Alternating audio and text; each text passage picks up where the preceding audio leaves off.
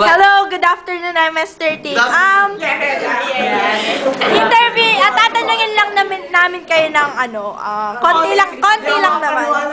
Paano ba nagsimula ang MS13? Ako muna magsasalita kasi nung nag-share kami, nakita namin supot pa yung mga kasama ko. Kaya nabuo yung mga supot 13. Tama, that's right. Yes! Yes! I agree. Tama, that's right. What?